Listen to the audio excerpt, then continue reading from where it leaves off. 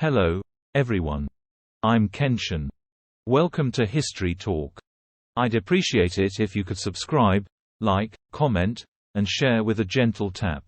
Also, please turn on the notification bell. Thank you. Today's historical discussion is about the history of human fascination with gold.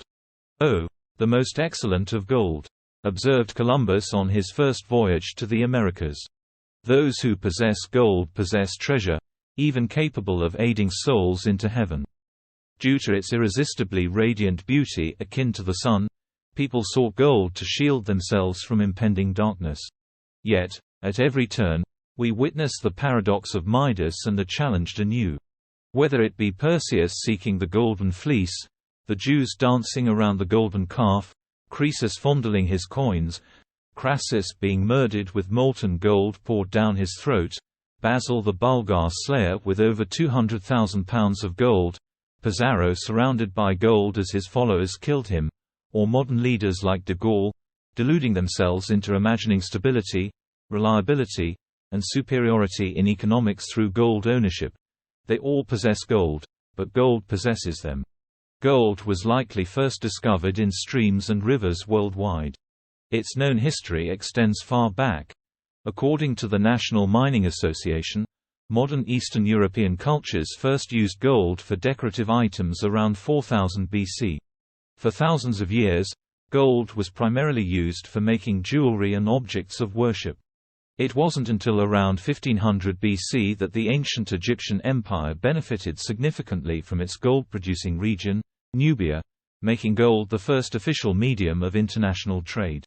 When initially found, it appeared as shiny yellow nuggets, hence the saying, "Gold is where you find it," and was initially discovered in its natural state in streams worldwide. Undoubtedly, it was the first metal known to early primitive humans. Gold is widely distributed throughout the geological world, discovered by various groups in many different locations. Almost everyone who discovered it was deeply impressed, and its discovery influenced the development of their cultures. Additionally, gold is the easiest metal to work with, existing almost purely and ready for processing, unlike most other metals typically found in ores, which pose many challenges to smelting. In early human civilizations, gold was equated with divinity and rulership, sought after in the name of gods and offered in glory. Humans instinctively held gold in high regard, associating it with power, beauty, and cultural elitism. Due to its widespread distribution globally, the same reverence for gold is found in both ancient and modern civilizations.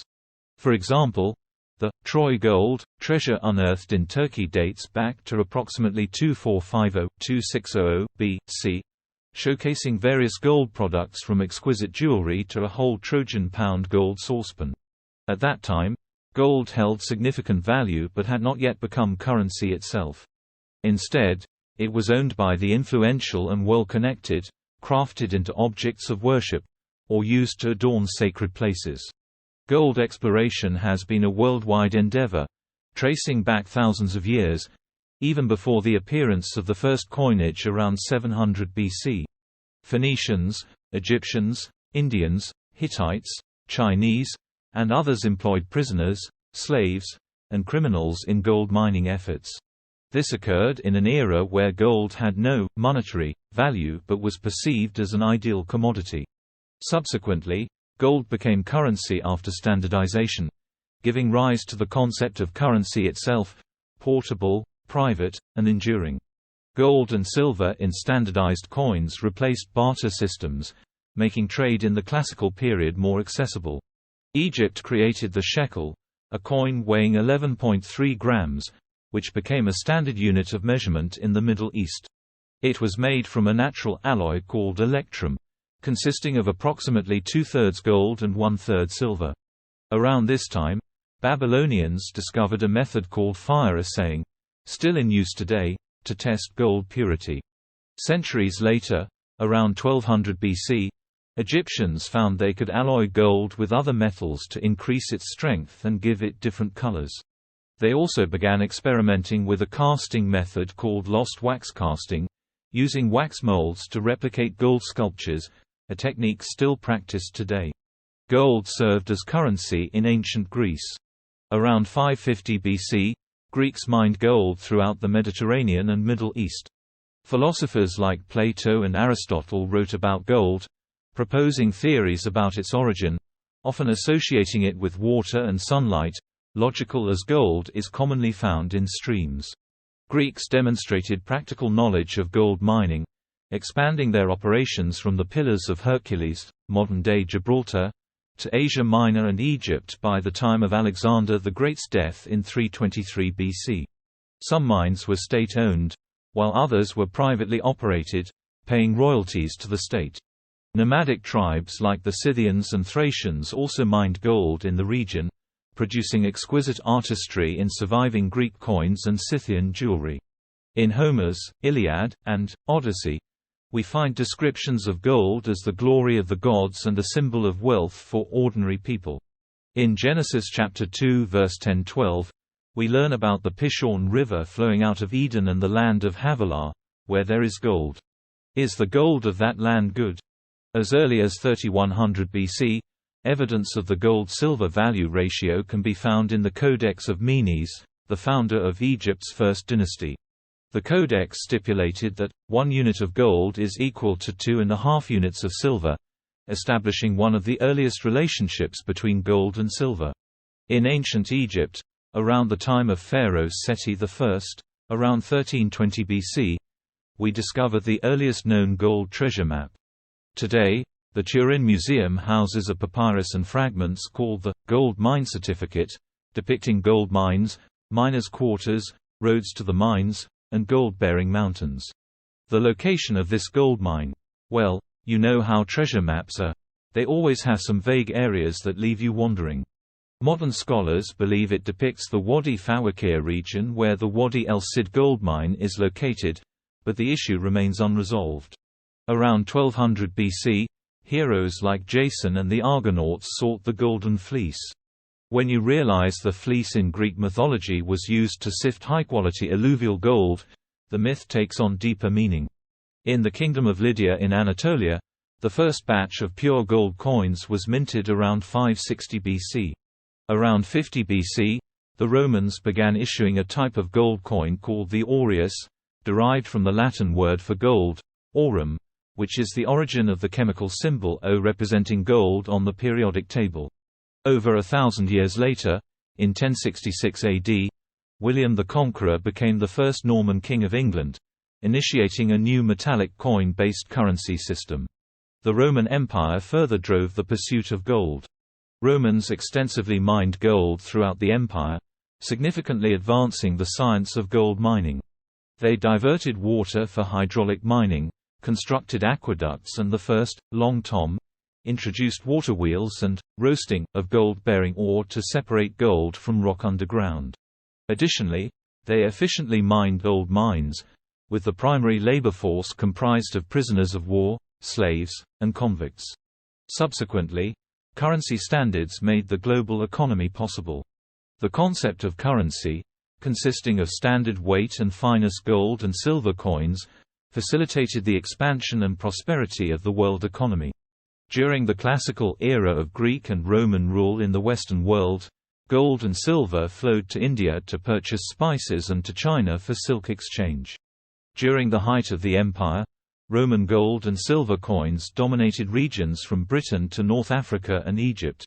When Pindar in the 5th century BC described gold as a child of Zeus, neither moth or rust devoureth it, but the mind of man is devoured by this supreme possession, he set forth the whole story in one sentence. John Stuart Mill nicely paraphrased this view in 1848, when he wrote, "Gold thou mayst safely touch, but if it stick unto thy hands, it woundeth to the quick." Indeed, gold is a mass of contradictions. People believe that gold is a refuge until it is taken seriously, then it becomes a curse. Unlike any other element on Earth, almost all the gold ever mined is still around, much of it now in museums bedecking statues of the ancient gods and their furniture or in numismatic displays, some on the pages of illustrated manuscripts, some in gleaming bars buried in the dark cellars of central banks, a lot of it on fingers, ears, and teeth. There is a residue that rests quietly in shipwrecks at the bottom of the seas. If you piled all this gold in one solid cube, you could fit it aboard any of today's great oil tankers. Its total weight would amount to approximately 125,000 tons, an insignificant volume that the U.S. steel industry turns out in just a few hours. The industry has the capacity to turn out 120 million tons a year. The ton of steel commands $5.50 to 2 cents an ounce, but the 125,000 tons or so of gold would be worth $1 trillion at today's prices. The emergence of a new coin-based monetary system gave birth to familiar terms like pound, shilling, and penny, where the pound was actually a pound of pure silver.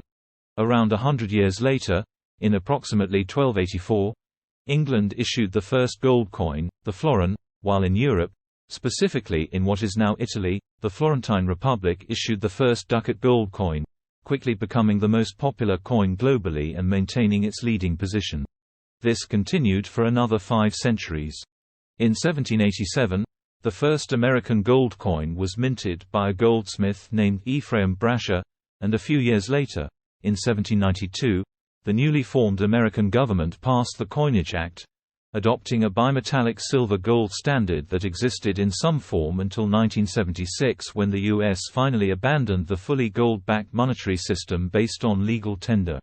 Rewinding to 1848, John Marshall discovered gold flakes in a stream in California, sparking the California Gold Rush, which not only accelerated settlement in the American West but also served as the basis for the beloved computer game, The Oregon Trail, for several generations. Years later, in 1868, George Harrison found gold in his backyard in South Africa, leading to 40% of the world's gold production coming from this African country since then. Now you can understand that humanity's fascination with gold has a history of over 5,000 years. From the first sighting of gold by humans, the desire for gold has never wavered. This shared longing for gold attracted civilizations worldwide, facilitating the global adoption of gold as a medium of exchange, alongside the later gold standard. Since the end of the gold standard, global gold prices and production have been soaring, along with the demand. Looking back at the past 5,000 years, it seems unlikely that our infatuation with this precious metal will change anytime soon.